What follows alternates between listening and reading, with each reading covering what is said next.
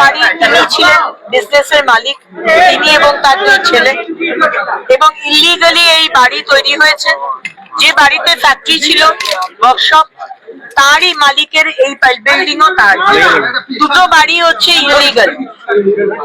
আমরা নোটিশ দিয়েছি খালি করে দেওয়ার জন্য, এবং পশ্চিমবঙ্গে যেখানে যেখানে এই ধরনের ইলিগাল বাড়ি তৈরি হয়েছে আমরা তাদেরকে নোটিশ দেব।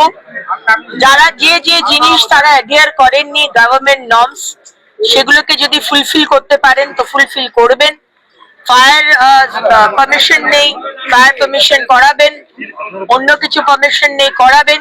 কিন্তু বিল্ডিং ই যদি এনওসি ছাড়া হয়ে থাকে, ইলিগাল বিল্ডিং, সেখানে আমরা কিন্তু ব্যবস্থা নেব মাননীয় মুখ্যমন্ত্রীর নির্দেশে। হেলে পড়া বাড়িগুলো নিয়ে আপনারা কি সিদ্ধান্ত নেবেন? অনেক বাড়ি হেলে আছে। হেলে আছুক, ডান দিকে হেলুক, বাঁ দিকে হেলুক, সোজা দাঁড়াক, এনওসি যদি না পাওয়া যায়, যে বিল্ডিং ইলিগাল, আমি আবার করে বলছি, নোটিশ দেওয়া হবে, সময় দেওয়া হবে, আধিকারিকরা যাবেন। যদি কোনোভাবে রেকটিফিকেশন করা সম্ভব হয় আমরা তাকে সেই সুযোগ দেব।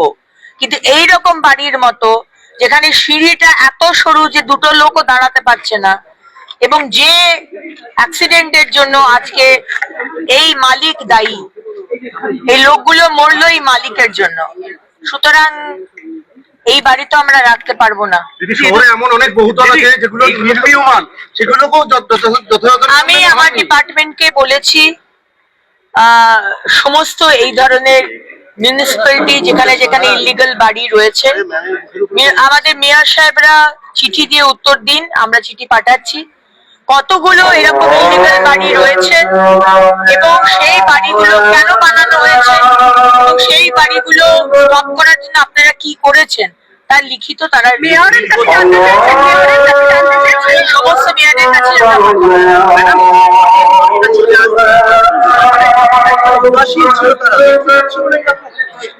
না, উদাসীনটা আসলে যখন টাকা চলে আসে তখন উদাসীন হয়ে যায়।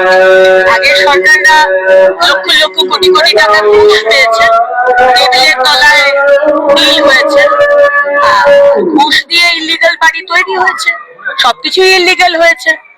ওয়াটার বডি দিয়ে তৈরি করা হয়েছে গোডাউন, গাঁও মোটর ফ্যাক্টরিতে 30 জনের মৃত্যু হয়েছে, তার কোনো বিচার আমরা পাইনি। সুতরাং এটা হয়েছে। পাকশিনেরও অগ্নিকাণ্ড হয়েছিল, এতগুলো অগ্নিকাণ্ড হয়েছে কলকাতা শহরে, কোনোটার তো বিচার হয়নি।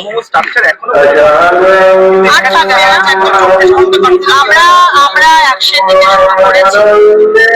এই ধরনের যে ইলিগাল বাড়ি বা ইলিগাল বা ব্যবসা চলছে ইলিগাল বাড়িতে, সেটাও কারোর ব্যবসা ইলিগাল বাড়িতে চলছে, সেটাও আমরা প্রথম দিন থেকে যদি করার পদক্ষেপ আমরা নিতে পারি মাননীয় মুখ্যমন্ত্রীর নির্দেশে, তাহলে আশা করা যায় আমাদের প্রতিটি পদক্ষেপ অত্যন্ত স্ট্রিক্ট হবে। এখানে কোনো দুর্নীতির সাথে আপোষ করা এটা আমাদের, আমরা করতে পারবো না।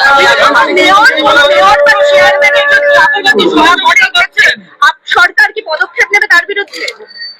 4টে কেস ধামাচাপা দিয়ে রাখা হয়েছিল সিবিআই তদন্ত, আজকে মাননীয় মুখ্যমন্ত্রী সেটা পারমিশন দিয়ে দিয়েছে। সুতরাং আমাদের সরকারের কি মানসিকতা সেটা আমার আলাদা করে বলার কিছু নেই।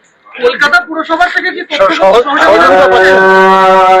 কলকাতা পুরসভার যারা মেয়র সাহেব রয়েছেন বা যারা কমিশনার রয়েছেন, যারা পলিটিক্যালি অ্যাপয়েন্টেড, তাদের কাছ থেকে আমরা কোনো সাহায্য চাইনি।